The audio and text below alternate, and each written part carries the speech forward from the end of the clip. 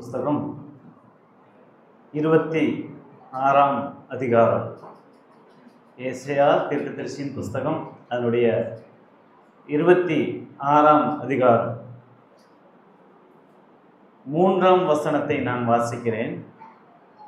உம்மை உறுதியாய் பற்றி கொண்ட மனதை உடையவன் உம்மையே நம்பியிருக்கிறபடியினால் நீர் அவனை பூரண சமாதானத்துடன் காத்துக்கொள்வேன். கர்த்தருடைய பரிசுத்த நாமத்திற்கு மகிமை உண்டாவதாக. இந்த வியாசர்பாடியிலுள்ள தேவ சகோதர சபையினுடைய ஐக்கியத்தில் 30 ஆண்டுகள் கர்த்தர் கடந்து வந்த பாதையிலெல்லாம் கண்மணிகளை காத்து அநேக ஆத்துமாக்களை ஆண்டவருக்காக ஆதாயம் செய்யும்படியாக வழிநடத்தி வந்தார். அதற்கு நன்றி கூறும் வகையிலே அமைக்கப்பட்ட இந்த கூட்டத்திலே 2ஆம் நாளாக வந்திருக்கிற தேவ பிள்ளைகள் மற்றும் அடுத்து வந்திருக்கிற சகோதர சகோதரிகள் அனைவருக்கும் ஆண்டவராகிய இயேசு கிறிஸ்து நாமத்திலே அன்பையும் வாழ்த்துக்களையும் தெரிவித்துக் கொள்கிறேன். கிட்ஸ்வேல் ஊழியத்திலிருந்தும் தொலைபேசி மூலமாக தொடர்பு கொண்டு நான் யாசர்பாடி சபையிலே இருக்கிறேன் என்பதை அறிந்து அவர்களும் கிட்ஸ்வேல் ஊழியத்தின் சார்பாக வாழ்த்துக்களை எல்லாருக்கும் சபை விசுவாசிகளுக்கு தெரிவிக்க சொல்லியிருந்தார்கள். அதனால் கிட்ஸ்வேல் ஊழியத்தின் சார்பாகவும் உங்களுக்கு வாழ்த்துக்களை தெரிவித்துக் கொள்கிறேன். மீதியான நேரம் ஆண்டவருடைய வசனத்துக்கு நேராக இருப்போம். கர்த்தர் தாமே நம்முடைய இருதயத்திலே கிரியை செய்வாராக. பேசுகிறவர் பரிசுத்த ஆவியானவர். நாம் எல்லாருமே கேட்கிறோம். செய்தி கொடுக்கிற நானும் நேற்று வரை பிரசங்கித்த அனுபவத்தில் அல்ல, தேவ கிருபையிலே நின்று கொண்டு பேச வேண்டும். அதனால் ஜெப சிந்தையோடு கூட இருப்போம். கர்த்தர் நம்மோடு கூட பேசுவாராக. நம் ஆதியாகமம் 1ஆம் அதிகாரத்துக்கு நேராக போகும்போது ஆதியாகமம் 1ஆம் அதிகாரம் 1ஆம் வசனத்திலே இப்படியாக வாசிக்கிறோம். ஆதியிலே தேவன் வானத்தையும் பூமியையும் சிருஷ்டித்தார். தேவன் வானத்தையும் பூமியையும் சிருஷ்டிக்கும் போது பூமியானது எப்படி இருந்தது என்று 2ஆம் வசனத்திலே சொல்லப்பட்டிருக்கிறது. பூமியானது ஒழுங்கின்மையும் வெறுமையுமாக இருந்தது, ஆழத்தின் மேல் இருள் இருந்தது. இவ்வளவு பெரிய இந்த அண்ட சராசரத்தில் தேவன் சிருஷ்டிக்கும் போது எப்படி இருந்தது என்றால் ஒழுங்கின்மை, வெறுமை, இருள் இருந்தது. இந்த ஒழுங்கின்மையையும் இந்த இருளையும் இந்த வெறுமையையும் எது போக்கினது என்றால் தேவனுடைய வார்த்தை போக்கினது. இருளாய் இருந்த இந்த பூமியிலே தேவனுடைய சத்தம், வெளிச்சம் உண்டாக கடவது என்று சொன்ன அந்த சத்தம் வெளிச்சம் உண்டானது.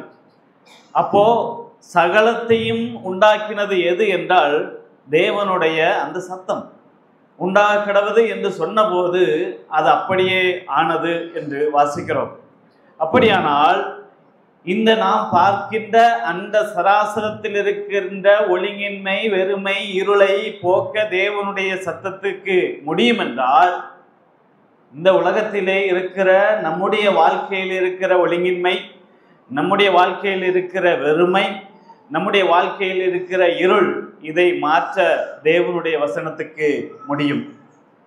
தேவனுடைய வசனம் எப்படிப்பட்டது என்றால் நாம் சங்கீதங்களின் புஸ்தகம் 29ஆம் சங்கீதத்திலே வரிசையாக வாசிக்கும் போது கர்த்தருடைய சத்தம் தண்ணீர்கள் மேல் தொனிக்கிறது, கர்த்தருடைய சத்தம் வல்லமையுள்ளது, கர்த்தருடைய சத்தம் மகத்துவம் உள்ளது, கர்த்தருடைய சத்தம் கேதுரு மரங்களை முறிக்கிறது, கர்த்தருடைய சத்தம் அக்கினி ஜுவாலைகளை பிளக்கிறது, கர்த்தருடைய சத்தம் வனாந்தரத்தை அதிர பண்ணுகிறது, கர்த்தருடைய சத்தம் பெண்மான்களை ஈனும்படி செய்து காடுகளை வெளியாக்குகிறது என்று வாசிக்கிறோம்.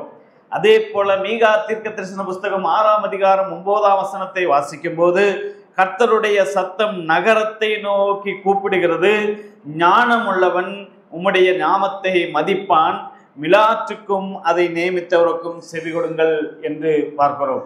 அப்படியாக கர்த்தருடைய சத்தம் நம்முடைய வாழ்க்கையில் இருக்கிற ஒழுங்கின்மை, நம்முடைய வாழ்க்கையில் இருக்கிற வெறுமை, நம்முடைய வாழ்க்கையில் இருக்கிற இருள், இதை போக்க தேவனுடைய சத்தத்திற்கு முடியும். அந்த சத்தத்துக்கு முன்பாக தான் நாம் இந்த சாயந்தர வேதத்திலே வந்திருக்கிறோம். நம்முடைய வாழ்க்கையை தேவனுக்கு அர்ப்பணித்து தேவ சத்தத்துக்கு நாம் செவி கொடுப்போம். வெறுமை நீங்கி, இருள் நீங்கி, ஒழுங்கின்மை நீங்கி நாம் கடந்து செல்ல இந்த வசனத்தின் மூலமாக கர்த்தர் நமக்கு உதவி செய்வாராக. வாசித்த ஏசாயா தீர்க்கதரிசன புஸ்தகம் அதனுடைய 26ஆம் அதிகாரம் 3ஆம் வசனத்திற்கு நேராக நாம் மறுபடியும் கடந்து வருவோம். யாராவது ஒருவர் சத்தமாக வாசிக்கலாம். உம்மை உறுதியாக பற்றி கொண்ட மனதை உடையவன் உம்மையே நம்பியிருக்கிறபடியினால் நீர் அவனை பூரண சமாதானத்தோடு காத்து கொள்வீர். இந்த வசனத்தை 3ஆ பிரிக்கலாம். முதல் பாகம் தேவனை உறுதியாக பற்றி கொண்ட மனதை உடையவன். 2வது பாகம் தேவனையே நம்பியிருக்கிறான். 3வது பாகம் தேவன் அவனுக்கு பூரண சமாதானத்தை கொடுக்கிறார். இப்போ இந்த வசனத்தை அப்படியே ஐ ஸ்டேட்மெண்ட்ல போடுங்களேன் பார்ப்போம். ஐ ஸ்டேட்மெண்ட் என்னது? இந்த வசனத்தை எனக்கு எப்படி, எனக்கு நேராக நான் சொன்னேன் இந்த வசனத்தை அப்படின்னா எப்படி சொல்லலாம்?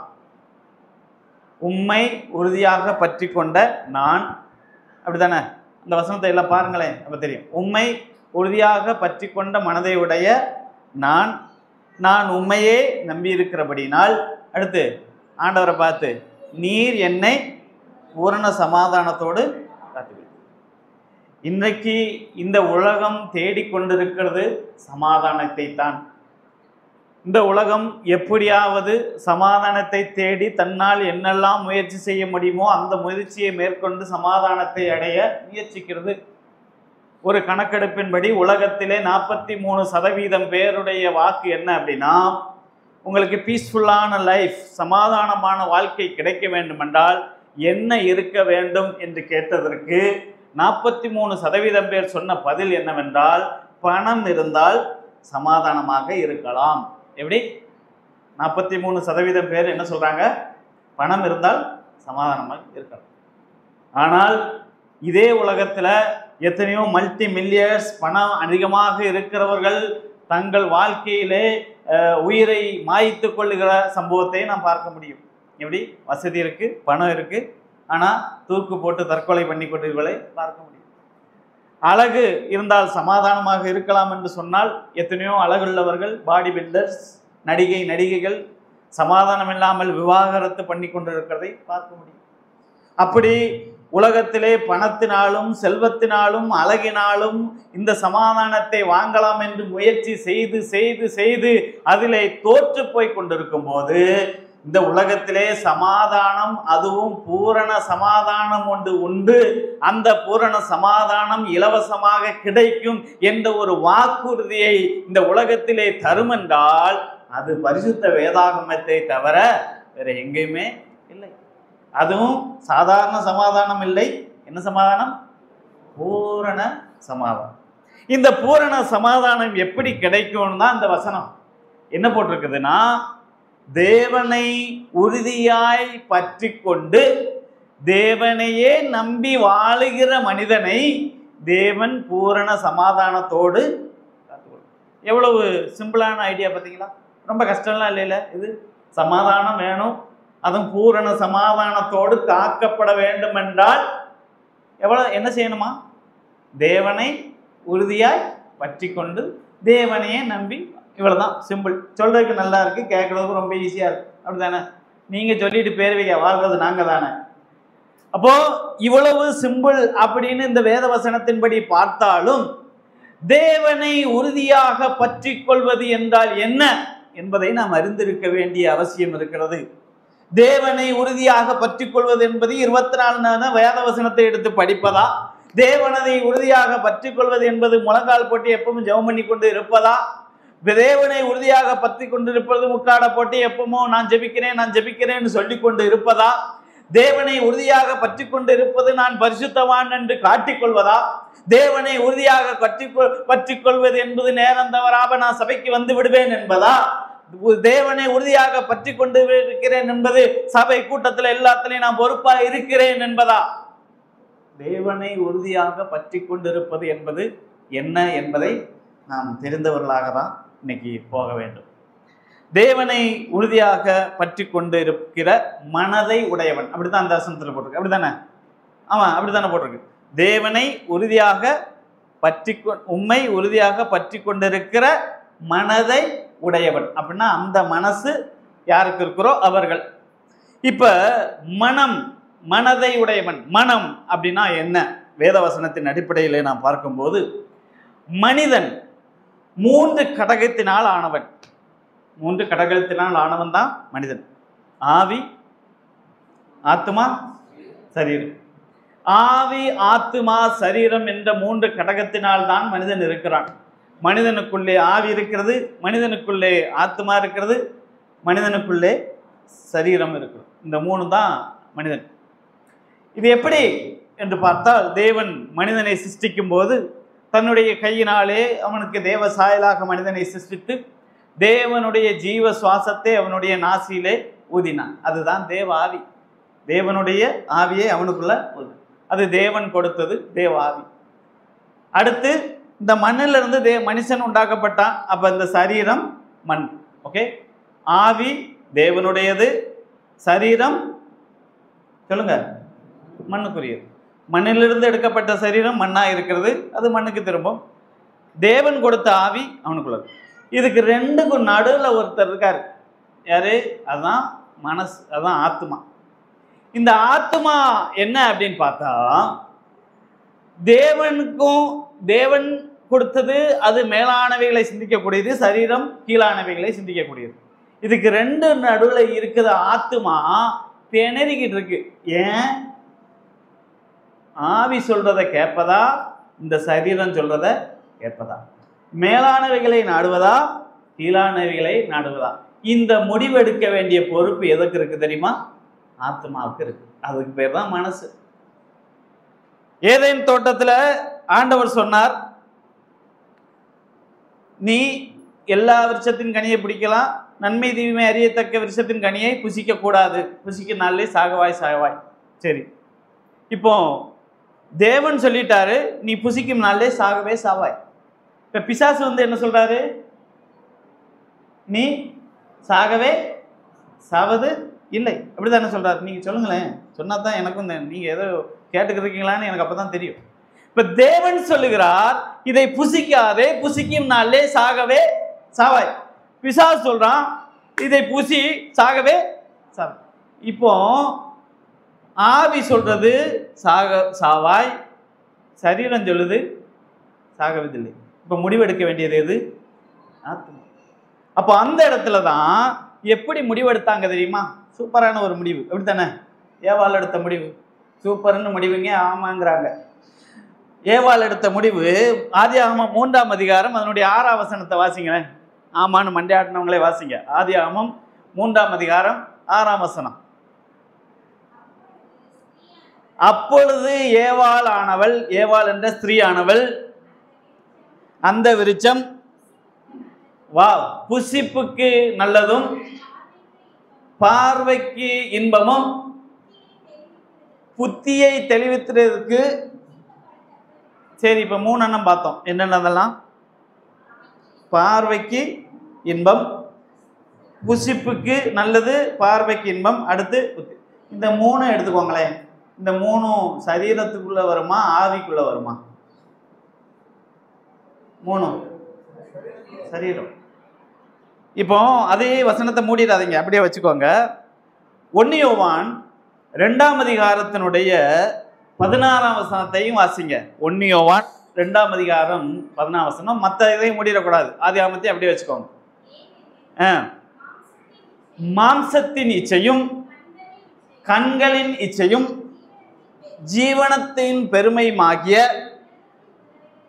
இந்த ஜீவனத்தின் பெருமையாகிய உலகத்தில் உள்ளவைகள் எல்லாம் பிதாவினால் உண்டானவைகள் அல்ல, அவைகள் உலகத்தின். இந்த 3 காரியத்தை சொல்லுது. 1 மாம்சத்தின் இச்சை, 2 கண்களின் இச்சை, 3 ஜீவனத்தின் பெருமை. இப்போ அந்த ஆதியாகமம் 3 பாருங்களேன். அவ ஸ்திரீ என்ன செஞ்சாலாம்? அந்த ஸ்திரீ அந்த விருட்சம் புசிப்புக்கு நல்லது வந்துருச்சு, மாம்சத்தின் இச்சை. 2 பார்வைக்கு இன்பமும் வந்துருச்சு, கண்களின் இச்சை. 3 புத்தியது வந்துருச்சு, ஜீவனத்தின் பெருமை. அப்போ இது 3ம் ஆவியிலிருந்து வந்ததல்ல, பிதாவிலிருந்து வந்ததல்ல, அவைகள் மாம்சத்திலிருந்து உலகத்திலிருந்து வந்தது.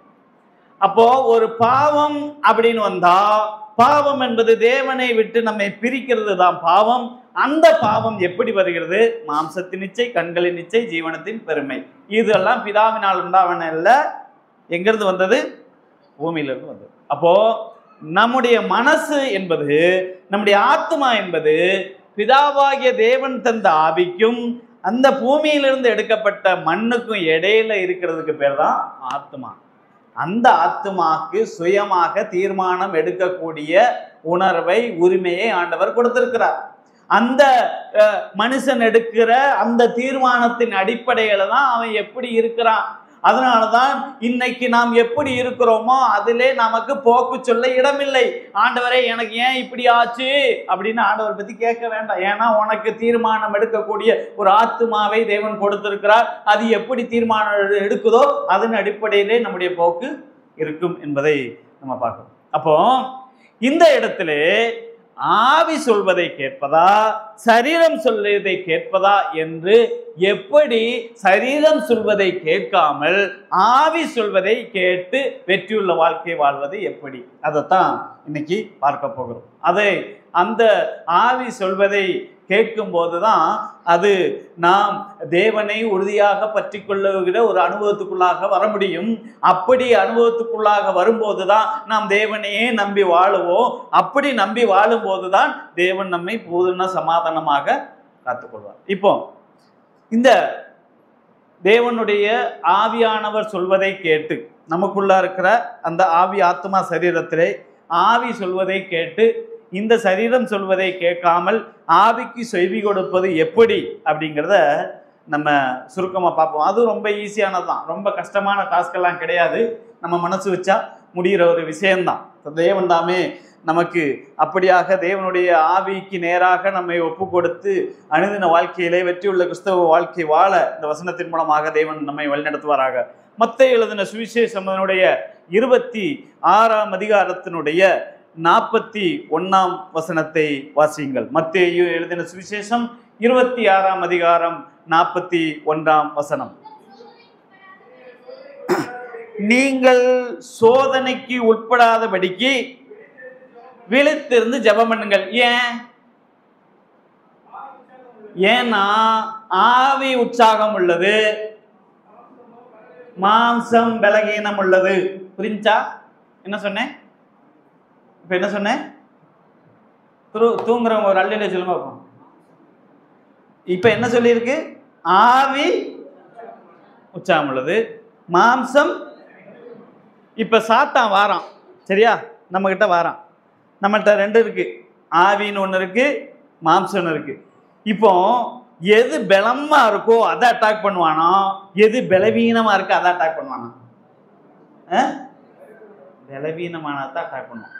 அப்போ மாம்சம் பலவீனம் உள்ளது, அதனால உன்ட்ட ஒரு பலவீனம் உன்ட்ட இருக்குப்பா, அதனால நீ சோதனைக்கு உட்படாதபடிக்கு விழித்திருந்து ஜெபம் பண்ணுங்கள்னு ஆண்டவர் சொல்றார். இதே மாதிரி இந்த நம்மளை அட்டாக் பண்ண வருகிற அந்த சாத்தானுக்கு ஆண்டவர் ஒரு பேர் வச்சிருக்கிறார். மத்தேயு 4ஆம் அதிகாரத்துல 3ஆம் வசனத்துல ஒரு பேர் வச்சிருக்கிறார். உனக்கு பேர் என்ன பேரு?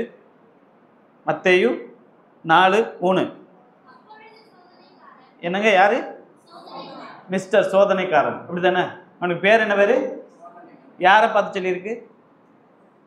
யாரை பார்த்து சொல்லியிருக்கு? இயேசு யோவானால ஞானஸ்நானம் எடுத்து 40 நாள் போய் இருக்கும்போது அவர்கிட்ட பிசாசு வரான். அவனுக்கு என்ன பேர் வச்சிருக்கு? அப்ப சோதிக்கிறவன் யாரு? பிசாசு. உண்மைதானே? உண்மையா இல்லையா? சோதிக்கிறவன் யாரு? சோதனைக்காரன் யாரு? மாற்றம் இல்லையில. ஆதியாகமம் 22ஆம் அதிகாரம் 1ஆம் வசனத்தை வாசியுங்கள். ஆதியாகமம் 22:1. இந்த காரியங்கள் நடந்த பின்பு, என்னங்க சொன்னீங்க? இப்போ சோதனைக்காரன் யாருன்னு சொன்னோம்? இப்போ என்ன வாசிங்க? இப்போ கர்த்தர் ஆபிரகாமை சோதித்தார். நம்ம தெளிவாக புரிந்து கொள்ள வேண்டும் என்றால், நம்முடைய தமிழ் வேதாகமத்தில் ஆண்டவர் சோதித்தார்னு போட்டிருக்கு, பிசாசு சோதிக்கிறான்னு. அது சரியான மொழிபெயர்ப்பில் வரும்போது இங்கிலீஷில் எப்படி வருது அப்படின்னு பார்த்தீங்கன்னா, யாராவது இங்கிலீஷ் பைபிள் வச்சுருக்கீங்களா? ஆதியாகமம் 22:1 வந்தோன்னா என்ன வாசிக்கணும்னா, காட் டெஸ்டட் ஆபிரகாம் அப்படின்னு தான் போகும். எப்படி? டெஸ்ட். ஓகே, பரீட்சை. அப்போது நம்ம ஒரு விஷயத்தை தெளிவாக புரிந்து கொள்ள வேண்டும். நம்முடைய தமிழ் மொழிபெயர்ப்பில் அப்படி இருக்கு. ஆண்டவர் செய்வது சோதனை அல்ல, ஆண்டவர் செய்வது பரீட்சை. சரியா? சாத்தான் செய்வது என்னது? சோதனை. இங்கிலீஷில் சொன்னால் God will test us, சைத்தான் will tempt us. புரியுதா? சாத்தான் கொண்டு வருவது டெம்டேஷன், ஆண்டவர் கொண்டு வருவது டெஸ்ட். ஆண்டவர் பரீட்சித்து பார்க்கிறார், சாத்தான் சோதனையை கொண்டு வருவான். சாத்தான் சோதித்து பார்க்கல, சோதனையை கொண்டு வருவான். இப்போ இதுல எது நல்லா இருக்கும்? இன்னைக்கு பரீட்சை எழுத போறேன், அது நல்லா இருக்குமா? இன்னைக்கு ஷாப்பிங் போறேன், அது நல்லா இருக்குமா? ஷாப்பிங் போறதான் நல்லா இருக்கும். பரீட்சைன்னு உடனே வயிற்றுல புளியை கரைக்கும், அப்படிதானே? படிச்சுட்டு போனா கொஞ்சம் பரவாயில்ல, படிக்காம போனா ரொம்ப புளியை கரைக்கும். அப்போ ஆண்டவர்கிட்ட இருந்து வந்தா அது பரீட்சை, சாத்தான்கிட்ட இருந்து வந்தா சோதனை. இது ரெண்டையும் பிரிச்சு பார்க்க புரிஞ்சுக்கணும். பல நேரத்திலும் இதை பிரித்து பார்க்க முடியாதனாலதான் பல நேரத்திலும் சாத்தான்கிட்ட இருந்து சோதனை வரும். அதுல அகப்பட்டுட்டு, ஆண்டவரே ஏன் என்னை சோதிக்கிறீர், ஆண்டவரே எனக்கு மட்டும் ஏன் ஆண்டவரே இப்படி சோதனை அப்படின்னு கேட்கிறோம். அப்போ நம்ம பிரிச்சு பார்க்கணும், எது சாத்தான்கிட்ட இருந்து வந்துச்சு, எது ஆண்டவர்கிட்ட இருந்து வந்துச்சுன்னா அக்செப்ட் பண்ணணும், சாத்தான்கிட்ட இருந்துன்னா எதிர்த்து நிற்கணும். இதை எப்படி கண்டுபிடிப்பது அப்படின்னு பார்த்தா, ஒரு சிம்பிளா பார்ப்போமே. ஆண்டவர் ஆபிரகாமை எப்படி பரீட்சை பார்த்தார், எப்படி சோதித்தார்? எப்ப ஆபிரகாம் இங்க வா, உன் மாவன் இருக்காங்களா, என்ன பேரு உன் மாவன்? ஈசாக்கு. அவனை கூட்டு வா, கூட்டு போய் அந்த மோதியா தேசத்தில் போய் அவனை போய் வெட்டி போட்டு பலியை போட்டு வா, அவனை பலி செலுத்திட்டு வந்து கொண்டு போட்டு வா. கேட்கறதுக்கு எப்படி இருக்கும்? கேட்கறதுக்கு நல்லா இருக்குமா? ஈசாக்கு ஆண்டவரே இந்த கூட்டு வராண்ட, இந்த கூட்டு, அப்படியா தோணும்? இங்க நெஞ்சில் அவனுக்கு இடியே இடிச்சிருக்கும். ஆமா தானே? மகனை போய் பலி செலுத்திட்டு வானா இங்கே நெஞ்சிலே இடி இடிச்சிருக்கும். ஆனால் வெளியே காட்டலை, ஆண்டவர் சொல்லிட்டாரே. ஆனால் உள்ள அந்த கூட்டு போகும்போது, ஈசாக்கை கையை பிடிச்சி கூட்டு போகும்போது, இதில் வேற ஈசாக்கு சும்மாவா வந்தான்? ஈசாக்கு, அப்பா ஆட்டுக்கு பலி செலுத்த போகிறோம், ஆட்டுக்குட்டி எங்கப்பா அப்படின்னு கேள்வி. அதுக்கு மேலே இடிக்கு மேலே இடி. இதுதான் ஆண்டவர்கிட்ட வர்ற பரீட்சை. சாத்தான்கிட்ட இருந்து வர்ற பரீட்சை, இந்த கல்லுகளை அப்பமாக்கி சாப்பிடு. என்ன செய்ய? சாப்பிடு. இங்க இருந்து கீழே கூதி, உனக்கு ஒன்றும் ஆகாது. தூதர்கள் வந்து எந்திரிப்பா, அந்த விருட்சத்தின் கனியை நீ பறிச்சு பூசி, உனக்கு ஒன்றும் ஆகாது, நீ தேவனப்பா. எது நல்லா இருக்கு கேட்கறதுக்கு? கேட்கறதுக்கு எது நல்லா இருக்கு? சாத்தான் சொல்றதுதான். அதுலேயே புரிஞ்சுக்கணும், எப்பா இது ஆண்டவர்கிட்ட இருந்து வரல. இது இன்னைக்கும் ஆண்டவருடைய சபைக்குள்ளையும் இந்த சாத்தான் வந்து சொல்லிக்கிட்டு இருக்கான், உன்னை கவாலாக்காமல் தலையாக நீ ஆசீர்வதிப்ப, நீ தப்பே செஞ்சுட்டு வந்தாலும் பரவாயில்ல, ஆண்டவர் உன்னை ஆசீர்வதிப்பார். அப்போ நல்லதவே சாத்தான் காட்டிக்கொண்டு வருகிறார். அப்போ அதிலிருந்து நாம் எது தேவனிடத்திலிருந்து வருகிறது, எது சாத்தானிடத்திலிருந்து வருகிறது என்பதை நாம் புரிந்து கொள்ள வேண்டும். அது ஒரே ஒரு உதாரணத்தை பார்த்துட்டு அது கொடுத்து போவோம். 1 சாமுவேலின் புஸ்தகம் அதனுடைய 1ஆம் அதிகாரத்தை எடுத்துக்கொள்வோம். 1 சாமுவேலின் புஸ்தகம் அங்கே 1ஆம் அதிகாரம். அங்க ஒரு சம்பவம் இருக்கு. என்ன சம்பவம் என்று பார்த்தால், அங்கே எப்ராயிம் மலை தேசத்தில் சோப்பிம் என்னப்பட்ட ரமதாயிம் ஊரானாகிய ஒரு மனுஷன் இருந்தான். அவனுக்கு எல்கானா என்று பேர். அப்போ அவனுக்கு 2 மனைவிகள். ஒருத்தி பேர் அன்னாள், மற்றவள் பேர் வெளிநாள். சரி, இங்க இந்த அன்னாளுக்கு ஆண்டவர்கிட்ட இருந்து ஒரு பரீட்சை வந்துச்சு. அதான் இங்க விஷயம்.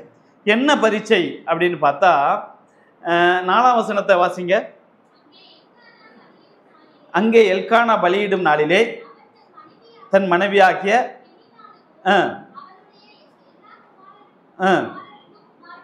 குமாரத்திக்கும் பங்கு போட்டு கொடுப்பான். அன்னாளை சிநேகித்தபடினால் இரட்டிப்பான பங்கும் கொடுப்பான். கர்த்தரோ அவள் கற்பத்தை அடைச்சார். இப்போ இவளுக்கு ஒரு பரீட்சை என்னன்னா, வருஷந்தோறும் பலியிடும்படி எல்கானா அண்ணாளையும் பெலினாலையும் கூட்டு போவான். இப்போ அண்ணாளை அவன் சிநேகிக்கிறான். ஓகே, சிநேகித்து நல்லா வச்சிருக்கிறான். கர்த்தர் அவள் கற்பத்தை அடைச்சிருக்கிறார். அப்போ 6ஆம் வசனத்தை வாசிங்க. கர்த்தர் அவள் கற்பத்தை அடைத்தபடினால் அவளுக்கு துக்கப்படும்படியாக அவளை மிகவும் விசனப்படுத்துவாள். இப்போ வந்து அண்ணாளுக்கு கணவன்கிட்ட இருந்து நேசம் கிடைக்குது, சக்களத்திட்ட இருந்து தூசணமும் கிடைக்கும். அப்போ அண்ணாளை தூசிக்கிறவர்களும் இருந்தார்கள், அண்ணாளை நேசிக்கிறவர்களும் இருந்தார்கள். இப்போ இது எங்க கொண்டு போய் இவளை நிறுத்துச்சு அப்படின்னு சொன்னா, இப்போ அண்ணாள் என்ன ஆச்சு அப்படின்னு பார்த்தா 10ஆம் வசனத்துல வாசிங்க. 10ஆம் வசனம். அவள் போய் மனங்கசந்து மிகவும் அழுது கர்த்தரை நோக்கி விண்ணப்பம் பண்ணாள்.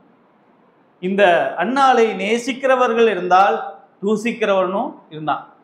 இந்த எல்கானா எப்படி நேசிக்கிறானோ அதே போல பெலினாலும் நேசிச்சான்னு வச்சுக்கோங்களேன். 2 பேருமே நேசிக்கிட்டு வராங்க. எந்த ஒரு பிரச்சனையும் இல்லை, தூசிக்கலை, இவன் முன்னாடி எதுவுமே பண்ணலை, இவளுக்கு நல்லா இருந்திருக்கும், வாழ்க்கை ஓடிக்கிட்டே இருக்கும். ஆனால் இவளை கர்த்தருடைய சந்ததிக்கு வந்து மனங்கசந்து அள வச்சது, இவள் கர்த்தருடைய சந்ததிக்கு வந்து ஒரு பொருத்தனை எடுக்க வச்சது, எனக்கு ஒரு குமாரனை கொடுத்தால் அவனை கர்த்தருடைய ஆலயத்திலேயே விடுவேன் என்கிற பொருத்தனை எடுக்க வச்சது.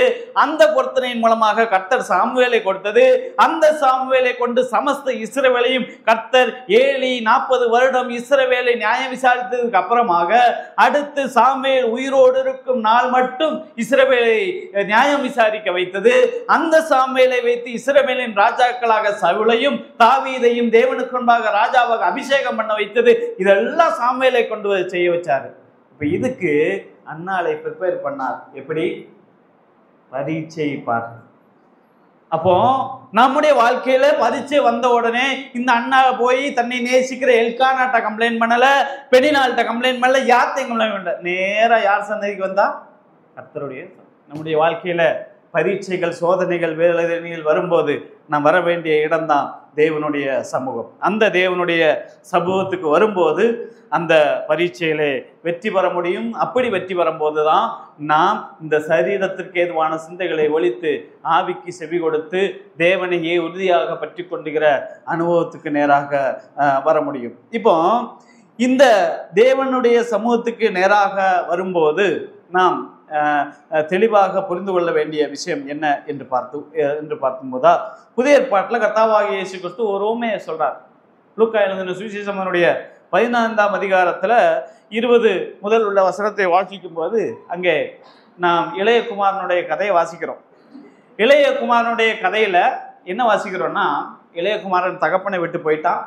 அங்கே போய் பன்னி மேய்ச்சிக்கிட்டு இருக்கார். நல்ல ஒரு சூப்பரான ஒரு வேலை கிடைச்சிருக்கு, பன்னி மேய்க்கிற ஒரு duty. Okay, no salary, no food, only work. அப்படிப்பட்ட ஒரு ஜாப் கிடச்சிருக்கு. அதில் ஒர்க் பண்ணிக்கிட்டு இருக்கும்போது தான் தன்னுடைய தகப்பன் வீட்டில் எல்லாம் நல்லா செழிப்பாக இருக்கேன்னு எந்திரிச்சு வரும்போது என்ன நடந்துச்சு அதைத்தான் அந்த 20ஆம் வசனத்தில் வாசிக்கிறோம். யாராவது அந்த 20ஆம் வசனத்தை வாசிங்க பார்ப்போம். இப்போ பன்னி மேய்க்கிற அந்த கூட்டத்திலிருந்து இளைய மகன் எழுந்து புறப்பட்டு தன் தகப்பன் இடத்துக்கு வாரான். இப்போ தகப்பன் என்ன செய்கிறான்? அதான் விஷயம். ஓகே, தகப்பன் என்ன செய்கிறான்? மகன் தூரத்தில் வரும்போதே தகப்பன் அவனை கண்டான், மனைதுருகினான், ஓடினான், கழுத்தை கட்டி கொண்டான், முத்தம் செய்தான். எத்தனை காரியங்கள் செய்தான்? 5. என்னென்னு சொல்லு பாருங்க பார்ப்போம். அவனை கண்டான், மனதுருகினான், ஓடினான், கழுத்தை கட்டி கொண்டான். இதுதான் ஒரு தகப்பன் மகனை சுவீகரிக்கிறார். இப்படித்தான் ஆண்டவர் நம்மளை சுவீகரிக்கிறார். அடுத்து அதற்கு அடுத்து என்ன அப்படின்னு பார்த்தீங்கன்னா, அதனுடைய 22ஆம் வசனத்தை வாசிங்க. இங்கேயும் ஒரு 5 காரியங்கள் சொல்லப்பட்டிருக்குது. 22ஆம் வசனம். அதே தகப்பன் ஊழியக்காரரை நோக்கி 1 உயர்ந்த வஸ்திரம் கொடுத்துங்க, 2 மோதிரம், 3 பாதரட்சை, அடுத்து கொளுத்த கண்டு, சந்தோஷம். 5 காரியங்கள். முதல்ல 5 காரியங்கள் என்னெல்லாம் பார்த்தோம்?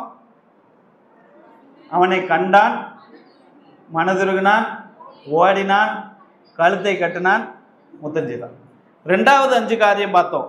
உயர்ந்த வஸ்திரம், அடுத்து கைக்கு மோதிரம், காலுக்கு பாதரட்சை, கொளுத்த கண்டு, சந்தோஷம். இங்கே 5 பார்த்தோம். இங்கே 5 பார்க்கணும். முதல்ல 5 வீட்டுக்கு வெளியே நடந்துச்சு, 2வது 5 வீட்டுக்கு உள்ள நடந்துச்சு. இந்த 5க்கு செலவு இருக்கா, 2வது 5க்கு செலவு இருக்கா? 5க்கு என்ன செலவு இருக்கு? பார்த்தான், மனதுருவனா, ஓடுனா, கழுத்தை கட்டிக்கிட்டா, முத்தச்சன், ஏதாவது செலவு இருக்கா? 2வது பண்ணது என்னது? கொளுத்த கண்டு, உயர்ந்த பத்திரம், மோதிரம், பாதரச்ச, சந்தோஷம், எல்லாம் பார்ட்டி நடக்குது. எது? இதுக்கு தான் செலவு அதிகம். ஆனால் மகன் எதிர்பார்த்து வந்தது எது? உள்ளதுக்கா 2வது உள்ளதுக்கா? உள்ளது தான் எதிர்பார்த்து வந்தது. ஆனால் அவனுக்கு கிடைச்சது எது? உள்ளதும் கிடைச்சி, 2வது மகன் உள்ளதுக்கு எதிர்பார்த்து வரல. அவன் வந்தது இவன் வேலைக்காரில் ஒருத்தனாவது இனிய. இப்படிதான் ஆண்டவரிடத்தில் நாம் நம்மை வெறுத்து இந்த பூமிக்குரிய காரியங்களை விட்டு, சரீரத்துக்குரிய காரியங்களை உதறி தள்ளிவிட்டு, ஆவிக்குரிய தேவனுக்குரிய காரியங்களுக்காக தேவனிடத்திலே முழுமளதாக அவரிடத்திலே போகும்போது நம்முடைய வாழ்க்கையிலே தான் நடக்கும். நம்ம எதிர்பார்த்து போறது ஒண்ணு, ஆனா அவர் என்ன சொல்றாரு தெரியுமா? முதலாவது தேவனுடைய ராஜ்யத்தையும் அவருடைய நீதியையும் தேடு, எல்லாம் உனக்கு கூட. இன்னைக்கு உலகத்தில் சந்தித்து கொண்டிருக்கிற மிகப்பெரிய பிரச்சனை என்ன தெரியுமா? தேவனை விட்டு பிரிந்து போன ஒரு அனுபவம். திரும்ப தேவனிடத்திலே வரும் என்றால் எல்லாவித ஆசீர்வாதமும் அவனுக்கு கிடைக்கும். அப்போ இந்த சரீரத்தை விட்டு தேவ ஆவிக்கு செவி கொடுக்க வேண்டும் என்றால் என்ன செய்ய வேண்டும் தெரியுமா? நாம் எபிரேயருக்கு எழுதின நிருபத்திலே நாம் வாசிக்கும் போது நாம் சகலத்தையும், எபிரேயர்கள் நிருபம் அதனுடைய 12ஆம் அதிகாரம் அதனுடைய 1ஆம் வசனம், எபிரேயருக்கு எழுதின நிருபம் 12ஆம் அதிகாரம் அதனுடைய 1ஆம் வசனம் வாசிங்க பார்ப்போம். ஆகையால் மேகம் போன்ற இத்தனை திரளான பழைய ஏற்பாட்டிலே அநேக விசுவாச வீரர்களுடைய சாட்சிகள் நம்மை சூழ்ந்து கொண்டிருக்க, இன்னைக்கு உங்களுக்கு பாரமாக தோன்றுகின்ற யாவையும், உங்களை சுற்றி நெருங்கி நிற்கிற விடாப்பிடியான பாவத்தையும் தள்ளிவிட்டு விசுவாசத்தை துவக்குகிறோம் முடிக்கிறவருமாய் இருக்கிற இயேசுவை நோக்கி நமக்கு நியமித்திருக்கிற ஓட்டத்தில் பொறுமையாக ஓடும். இந்த உலகத்தை பார்க்காமல் உன்னதத்தை பார்க்கும்போது உலகத்தில் இருக்கிறவரை காட்டிலும் உங்களில் இருக்கிறவர் பெரியவர் என்பதை இந்த உலகம் உணரச் செய்யும்படியாக நாம் வாழ முடியும். அப்படி என்றால் அந்த கர்த்தாவாகிய இயேசு கிறிஸ்துவை நோக்கி பார்த்தவர்களாக நம்முடைய அனுதின வாழ்க்கை பயணம் இருக்கும் என்றால், அதுதான் நாம் தேவனை உறுதியாக ஒரு பற்றி கொள்ளுகிற ஒரு அனுபவத்துக்கு நேராக நம்மை வழிநடத்தும். அதற்கு என்ன செய்ய வேண்டும் என்றால், அனுதினமும் தேவனை நோக்கி பார்க்கிற அனுபவம் நமக்கு வேண்டும். கர்த்தாவாகிய இயேசு கிறிஸ்துவும் அந்த காட்டி கொடுக்கப்பட்ட போகிற அந்த ராத்திரியிலே அப்பத்தை எடுத்து பிட்டு சீசர்கள்ட்ட சொன்னது, நான் வருமளவும் என்னை நீங்கள் நினைவு கூறுங்கள், என்னை நினைவு கூறுங்கள், நான் உங்களுக்காக என்ன செய்தேன் என்பதை நீங்கள் நினைவு கூறுங்கள். அப்போ தேவனுடைய பிள்ளைகளாக இருக்கிற நான், தேவன் எனக்காக என்ன செய்தார் என்பதை நினைவு கூர்ந்து வாழும் போது நான் உலகத்தை அல்ல உன்னதத்தை நோக்கி பார்க்கிறவனாக வாழுவேன். நான் கர்த்தாவாகிய இயேசு கிறிஸ்துவை நோக்கி பார்க்கும் போது என்னத்தை நோக்கி பார்க்கிறேன்? சகல பரலோகத்தின் மகிமையை விட்டு இந்த தாழ்ந்த பூமிக்கு அடிமை வேஷம் தரித்து அவதரித்த கிறிஸ்துவை நான் நோக்கி பார்க்கிறேன். பாலகனாக அவதரித்த கிறிஸ்துவை நான் நோக்கி பார்க்கிறேன். தன்னுடைய தாய் தகப்பன்மாருக்கு கட்டுப்பட்டு வாழ்ந்த வாழ்க்கையை வாழ்ந்த ஒரு இயேசு கிறிஸ்துவை நான் நோக்கி பார்க்கிறேன். அங்கே குற்றவாளியாக பிலாத்துவினுடைய அரண்மனையிலே நின்ற கர்த்தாவாகிய இயேசு கிறிஸ்துவை நான் நோக்கி பார்க்கிறேன்.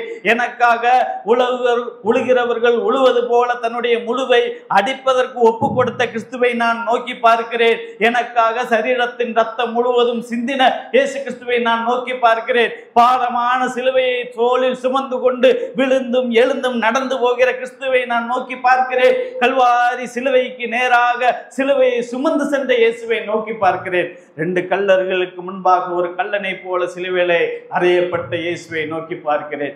தன்னை அடித்தவர்களுக்காக வேண்டிக் கொண்டு, பிதாவை இவர்களை மன்னியும், தாங்கள் செய்கிறது என்ன என்று அறியாமல் செய்கிறார்கள் என்று தன்னை அடிக்கிறவர்களுக்காக வேண்டுதல் செய்த இயேசுவை நான் நோக்கி பார்க்கிறேன். அந்த 2 கல்லர்கள் நடுவிலே சிலுவையிலே தூங்கி அங்கே பிதாவை நோக்கி வாய் விட்டு அலறி சத்தமிட்டு கதறின இயேசுவை நான் நோக்கி பார்க்கிறேன். தன்னுடைய கடைசி சொட்டு ரத்தம் முழுவதும் சிந்தினரோ இயேசுவை நோக்கி பார்க்கிறேன். முள் மூடியை ஏற்று அந்த முள் குத்து வாங்கி கொண்டு அதை சகித்து கொண்டிருந்த இயேசுவை நான் நோக்கி பார்க்கிறேன். தன்னுடைய கடைசி சுவாசத்தை பிதாவினுடைய கையிலே ஒப்பு கொடுத்து ஜீவனை விட்டு இயேசுவை நோக்கி பார்க்கிறேன். அந்த யோசேப்பினுடைய அரிமத்தியுக்காரனாகிய யோசேப்பினுடைய கல்லறையிலே அடக்கப்பட்ட இயேசுவை நான் நோக்கி பார்க்கிறேன். 3ஆம் நாள் மரணத்தையும் பாதாளத்தையும் ஜெயித்து ஜெயாலியாய் உயிர்த்தெழுந்த இயேசுவை நோக்கி பார்க்கிறேன். இப்பொழுதும் பிதாவினுடைய வலது வாசத்தில் வீற்றிருக்கிற இயேசுவை நோக்கி பார்க்கிறேன். எனக்காக பரிந்து பேசிக் கொண்டிருக்கிற இயேசுவை நோக்கி பார்க்கிறேன். எனக்காக மறுபடியும் வந்து என்னை சேர்த்து கொள்ள போகிற இயேசுவை நோக்கி பார்க்கிறேன். இதையெல்லாம் நோக்கி பார்க்கும்போது நான் உலகத்தை அல்ல உன்னதத்தை பார்க்கிற அனுபவத்துக்கு நேராக வருகிறேன். அப்படி உன்னதத்தை பார்க்கிற அனுபவத்துக்கு நேராக வரும்போதுதான் நான் தேவனை உறுதியாக பற்றி கொண்டு அவரையே நம்பி பூரண சமாதானத்தோடு வாழ்கிற ஒரு அனுபவத்துக்கு நேராக நான் வருகிறேன். ஒரு ஊர்ல ஒரு ரவுடி இருந்தாராம். இந்த ரவுடி எப்பவும் அவருக்குன்னு ஒரு வக்கீல் வச்சிருக்கிறார். இவர் என்ன தப்பு பண்ணாலும் அந்த வக்கீல் இவரை காப்பாற்றி விட்டுருவார். எப்படி? நல்ல ஐடியா தானே. இந்த இவர் என்ன பண்ணாலும் உடனே வக்கீலுக்கு ஃபோன் எடுத்து, ஹலோ இந்த மாதிரி நம்ம மேலே ஒரு கேஸ் வரும், நீங்கள் போய் பார்த்து என்னென்னு முடிச்சு விடுங்க, சரியா? காசு எவ்வளோன்னு பார்த்தா ஜிபேயில் அனுப்பி விட்றேன், முடிஞ்சு வச்சு. இப்போ இந்த வக்கீலும் இவருக்காக வாதாடி வர்ற கேஸ் எல்லாம் சரி பண்ணிவிட்டார். ஒரு நாள் இவர் ஒரு பெரிய தப்பு பண்ணிட்டார், ஒரு கொலை, மர்டர் கேஸ். அப்பவும் இவருக்கு தெனாவிட்டு, எனக்கு தான் ஒரு வக்கீல் இருக்காரே அவர்கிட்ட பசி. நேராக அந்த வக்கீல் வீட்டுக்கு போய் கதவை தட்டி, ஏன் வக்கீல் எங்க வா, இந்த மாதிரி ஒரு மர்டர் நடந்து போச்சு, கேஸை என்ன ஒன்று சட்டு போட்டுன்னு முடிச்சு விடு. அப்போ அந்த வக்கீல் உள்ளே இருந்து வந்தார். வந்துட்டு, என்னப்பா மர்டர் கேஸா? சரி, நேற்று வரைக்கும் நான் உனக்காக வாதாடி கொண்டிருந்த வக்கீல், இப்போ எனக்கு ப்ரொமோஷன் கிடச்சிருச்சு, நான் ஒரு ஜட்ஜ். நேற்று வரைக்கும் உனக்காக வாதாடினேன், இப்போ நான் உனக்கு தீர்ப்பு சொல்ல போகிறேன், யூ ஆர் அண்டர் அரெஸ்ட், கூட்டு போனார். எப்படி? இதே மாதிரி தான் கர்த்தாவாகிய இயேசு கிறிஸ்து இப்போ நமக்காக பிதாவினுடைய வலது வாசத்தில் நமக்காக வழக்காடி கொண்டிருக்கிறார். நீங்கள் பண்ணுற ஒவ்வொரு அட்டூழியம், நீங்களும் நானும் செய்து கொண்டிருக்கிற அட்டூழியத்துக்கெல்லாம் தேவன் நமக்காக பிதாவின் இடத்திலே பரிந்து வச்சுக்கிறார். இது என் மகன் தான், இவன் செல்வ ராசி, இது குப்பு ராசி, இது முனியம்மா, இவன் நல்லம்மா, இதெல்லாம் சரியாயிருவாங்க, இது கொஞ்சம் பொறுத்து போங்க ஆண்டவரேன்னு நமக்காக வழக்காடி கொண்டிருக்கிறார். ஆனால் ஒரு நாள் இந்த கர்த்தாவாகிய இயேசு கிறிஸ்து நியாயம் விசாரிக்கிற நீதிபரனாக வரப்போகிறார். அவருக்கு முன்பாக நிற்பவன் யார்? இப்பொழுதே கிருபையின் காலம், இப்பொழுதே இரட்சணியின் நாள். இந்த காலத்தை பிரயோஜனப்படுத்திக் கொள்ள வேண்டிய ஒரு நிலைமையிலே நாம் இருக்கிறோம். இந்த கர்த்தாவாகிய இயேசு கிறிஸ்துவை இதுவரை உங்களுடைய இதயத்திலே சொந்த இரட்சகராக ஏற்றுக்கொள்ளாமல் இருப்பீர்கள். இந்த கர்த்தாவாகிய இயேசு கிறிஸ்து பரலோகத்தின் சகல மகிமையும் விட்டு இந்த தாழ்ந்த பூமிக்கு மனிதனாக அவதரித்து வந்தார். ஏன் தெரியுமா? இந்த மனுக்குலத்திலே பிறக்கிற சகலரும் பாவிகள் என்று வேத வசனம் சொல்லுகிறது. நன்மை செய்கிறவன் இல்லை, ஒருவனாகிலும் இல்லை, எல்லாரும் வழிவிலகி ஏகமாய் கெட்டு போனார்கள் என்று வேதம் சொல்லுகிறது. ஐயோ, நான் நல்லதுதான் செய்கிறேனே, நான் யாருக்கு எந்த கெடுதல் செய்யலை அப்படின்னு நீங்க சொல்லிக் கொண்டிருப்பீர்கள். ஆனால் வேத வசனம் சொல்லுகிறது, பிறப்பினாலே சகல மனிதனும் பாவம். ஆதி மனிதனாகிய ஆதாம் பாவம் செய்தார். அந்த ஆதாமினுடைய மெத்து உலகத்தில் உள்ள சகல மனிதனும் இருக்கிறது. அதனால் சகல மனிதரும் பாவிகளானால் பாவிகள் எல்லாம் மரித்தால் எங்கே போறார்கள்? நித்திய நரகத்துக்கு போவார்கள். அப்படியானால் அந்த பாவத்திலிருந்து விடுபட வேண்டும் என்றால் என்ன வழி? தேவன் ஒரு நியமத்தை வைத்தார், ரத்தம் சிந்துதல் இல்லாமல் பாவம் மன்னிப்பில்லை. அதனால் பாவத்துக்கு பரிகாரமாக ரத்தம் சிந்தும்படி ஆட்டுக்கடா, காளைக்கடா போன்ற பலிகளை செலுத்த பழைய ஏற்பாட்டிலே சொன்னார். அது நிரந்தரமான பலி அல்ல, அது தற்காலிகமான பணி. ஆனால் நிரந்தரமான பலியாவதற்காக, நம்முடைய பாவத்தினுடைய பரிகாரம் செய்வதற்காக, பாவத்திற்கு ஒரு பரிகாரம் செய்தால் தான் பரலோகத்தை அடைய முடியும். அதனால பாவத்தின் பரியாகியாக இந்த பரிசுத்தனாகிய தேவன் பரலோகத்தின் சகல அந்த அதிகாரத்தையும் விட்டு இந்த தாழ்ந்த பூமிக்கு பாலகனாய் அவதரித்து வந்தார். இந்த சர்வ பூமியினுடைய மனுஷனுடைய பாவ பாரத்தை அவர் தன்மேல் சுமந்து கொண்டு அவருடைய பாவம் இல்லாத ரத்தத்தை சிந்தி பாவியாயிருந்த நம்மை பரிசுத்தவான்களாய் மாற்றுவதற்கு அவர் பலியாக தீர்ந்தார். இந்த பரிசுத்தனாகிய கிறிஸ்துவை நம்முடைய வாழ்க்கையில அங்கீகரிக்கும் போது பாவியாகிய நம்முடைய பெயரை மாற்றி பரிசுத்தவான் என்கிற ஒரு பெயரை கொடுத்து நம்மை பரலோகத்துக்கு கொண்டு செல்வேன் என்ற வாக்கை கொடுத்திருக்கிறார். இந்த கர்த்தாவாகிய இயேசு கிறிஸ்துவை அங்கீகரிப்பது எப்படி? ரொம்ப சிம்பிள். இந்த இயேசு கிறிஸ்துவை எனக்காக இந்த பூமிக்கு வந்தார் என்றும், எனக்காக அவருடைய ரத்தத்தை சிந்தி தன்னுடைய ஜீவனையை கொடுத்து தியாகமாக மரித்தார் என்பதையும் இதயத்திலே விசுவாசித்து வாயினாலே அறிக்கை செய்கிற எந்த ஒரு ஆளா இருந்தாலும் அவர்கள் ரட்சிக்கப்படுவார்கள். அவர்கள் இந்த நிமிஷத்திலே மரித்தாலும் அந்த தேவனுடைய பிரதிஷ்டையிலே இருப்பார்கள் என்பதிலே எந்த ஒரு சந்தேகமும் இல்லை. அதனால் இந்த கர்த்தாவாகிய இயேசு கிறிஸ்துவை இருதயத்திலே அங்கீகரிக்க வேண்டும், வாயினாலே அறிக்கை செய்ய வேண்டும். அப்படி யாராவது இதுவரை அறிக்கை செய்யாதவர்கள் இந்த கூட்டத்திலே வந்திருப்பீர்கள் என்றால், இதுவே இரட்சணிய நாள், இதுவே உங்களுடைய ரட்சிப்பினுடைய நாள். நாட்கள் பொல்லதாக இருக்கிறபடினால் நாம் காலத்தை பிரயோஜனப்படுத்தி கொண்ட கட்டாயத்தில் இருக்கிறோம். இவ்வளவு பெரிய ரட்சிப்பை கொடுத்து நாம் கவலையிட்டிருப்போமானால் வரும் கோபத்துக்கு நாம் எப்படி தப்பிக்கொள்வோம்? அதனால இந்த தேவனுக்கு முன்பாக நம்முடைய இருதயத்தை ஊற்றுவோம். நம்முடைய வாழ்க்கையிலே உன்னதத்தை பற்றி கொண்டு இருக்கிற ஒரு அனுபவத்துக்கு நேராக வர வேண்டும். உண்மை உறுதியாய் பற்றி கொண்டு இருக்கிற மனதை உடையவன். 2 காரியம் இந்த வசனத்துல நம்ம மறந்துடக்கூடாது. ஒன்று, தேவனை பற்றி கொள்வோம் அப்படின்னு போடவில்லை, தேவனை உறுதியாய் பற்றி கொள்கிற அனுபவம். அப்படி பண்ணும்போது தேவன் சொல்லியிருக்கிறது வாக்குத்தத்தம், அவனுக்கு சமாதானத்தை கொடுப்பேன்னு சொல்லல, பூரண சமாதானத்தை. அதனால நம்முடைய வாழ்க்கையில அனுதினமும் தேவனை உறுதியாக பற்றி கொள்கிற ஒரு அனுபவத்துக்கு நேராக வருவோம். அப்படி வரும்போது நம்முடைய வாழ்க்கையிலே பூரண சமாதானம் கிடைக்கும். அப்படிப்பட்ட சமாதானத்தோடு வாழ இந்த வசனத்தின் மூலமாக கர்த்தர் நம்மை ஆசீர்வதித்து வழிநடத்துவாராக. உங்களுக்கு ஏதாவது சந்தேகம் அல்லது ரட்சிக்கப்படுவதற்கு ஏதாவது தடை ஏதாவது இருக்குமானால் இந்த கூட்டம் முடிந்ததுக்கு அப்புறமாக நீங்கள் எங்களோடு பேசலாம். உங்களுக்கு தேவையான ஆலோசனைகளை நாங்கள் வேத வசனத்தின் அடிப்படையிலே தருவதற்கு தயாராக இருக்கிறோம். கர்த்தர் இந்த வசனத்தின் மூலமாக ஆசீர்வதித்து வழிநடத்துவாராக.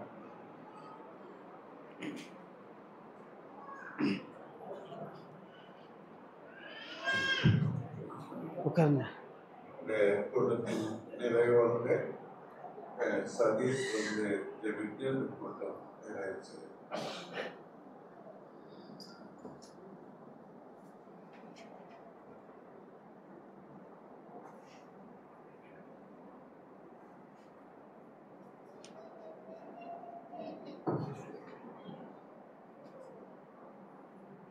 ஜெபிப்போம். துதிக்க பத்தியில் வாசம் செய்யும் எங்களுடைய பரிசுத்த பிதாவே, இந்த மாலை வேலைக்காக நன்றி துதிக்கிறோம், மகிமைப்படுத்துகிறோம், சோதிக்கிறோம். இந்த வேலையை அன்றரை எங்களுக்கு கூட்டிக் கொடுத்ததற்காக நன்றி சொல்கிறோம். இப்பொழுது உங்களுடைய தாசன் மூலமாக அன்றரை எங்களிடத்திலே பேசி